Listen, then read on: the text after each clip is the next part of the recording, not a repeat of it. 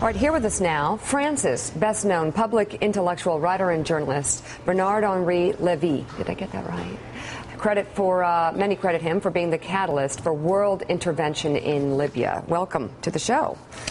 It's good to have you with us. Thank you. Thank you. I want to read from your latest column, The Daily Beast, Obama, Syria, Putin, the G20, and a week's wait. And you say in part this: care must be taken to ensure that this interval for discussion and reflection ultimately bears fruit rather than turning against the American and French presidents. Care must be taken to avoid allowing the Syrian regime and its allies to use the delay to scatter their guns and bury their command centers, to intensify their brainwashing efforts and attempt to muddle matters still further. Care must be taken because there is one ally of Assad's who will benefit in the coming days from an unexpected forum in which to plead the cause of the regime. That ally is Vladimir Putin. How can care be taken in a situation like this? First of all, I hope that President Obama, who was so wise by taking these days in order to build up his coalition and his majority, I hope he comes to G20 with biscuits. I hope that when he will be in front of Vladimir Putin, who is a sort of state hooligan, he will know how to speak to him. I hope that occasion will not be given to Putin to build an informal coalition with the BRICS, Brazil, India, and so on.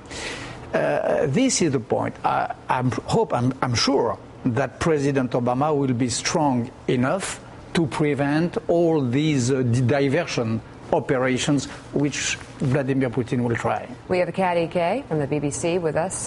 Catty, jump in. Bernard, the French National Assembly, as you know, of course, is debating a strike against Syria. The president in France doesn't actually need a vote, but President Hollande has said that if the U.S. Congress votes no on a resolution for President Obama, then France won't strike. If France believes it's the right thing to do to strike Syria, why are they going to be controlled by what the U.S. Congress does? Because France is a great country, but not great enough to substitute to America. I think France would be... But I cannot imagine that the Congress says no.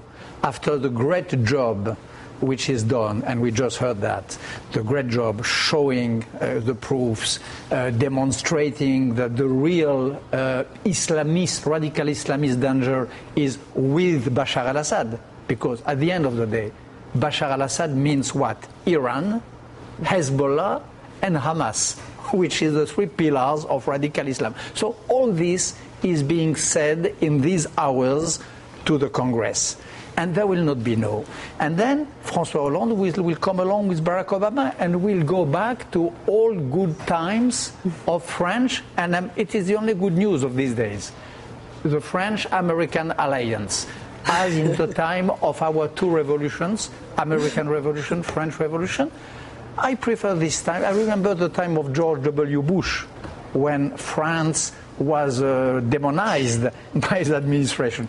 I like this France-US link, which is reaffirmed today. I like this. I agree with you that the votes will be there in Congress, but let me ask you what your best-case scenario is after a strike. What happens realistically after an American strike in Syria? That would be good. Yes. What will happen, nobody knows, of course. The only thing that we know is that since 2 years and a half, there is a race between Western world and radical Islam in order to know who will topple the dictator, who will topple Assad.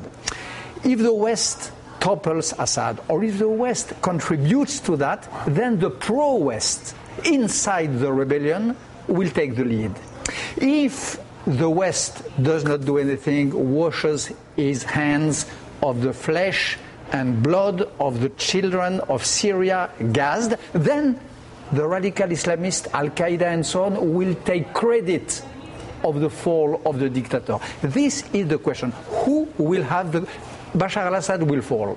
Who will have the credit? Barack Obama and François Hollande on one side, or Al-Qaeda and so on the other side? This is the political question.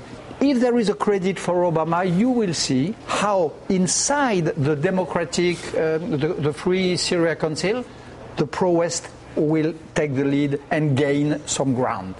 So we have Bernard-Henri Lévy. Thank you very much for being on. You know, he is France's best-known public intellectual. And my English is pitiful, I'm sorry. It's very good English. No, it's terrible. We were nervous thinking, you know, the worst. Goodness, what are we going to... And the first thing he says to me...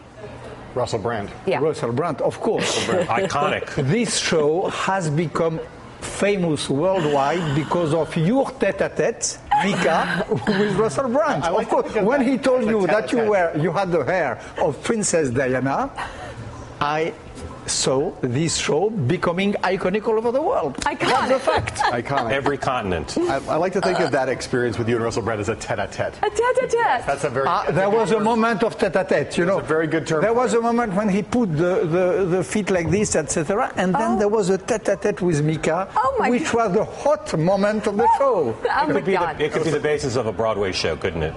It could be, but you both have to work a little more. But it could be the basis, the first line. Yeah. Yes. Did you say there was a hot moment? Okay. Did you say hot? It was somewhat hot. Okay. It began to be. All right. I'm sorry, I'm French. Yes, you are. Coming up. Thank Too you. French.